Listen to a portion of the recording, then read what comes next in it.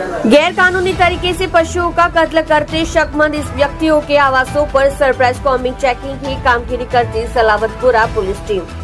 Police commissioner Shri Anupam Singh Gahlot साहब और संयुक्त पुलिस कमिश्नर HVR चौधरी साहब की सूचना और मार्गदर्शन के नीचे नायब police commissioner zone 2 Shri Bhagirath Gadhvi साहब और इंचार्ज मददनीश police commissioner C division Shri M विचाड़ीजा साहब के सीधे सुपरविजन के नीचे सलावतपुरा पुलिस थाना सीमा इलाके में संभवित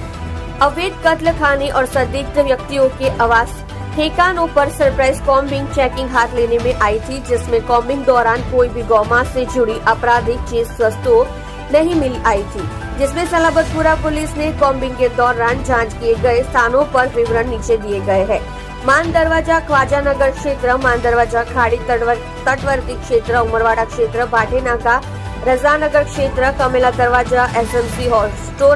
स्टोलर हाउस अन्य संदिग्ध स्थानों की जांच करें। 6 पहले गेम मांस बिक्री में पकड़े गए आरोपी चेक 2।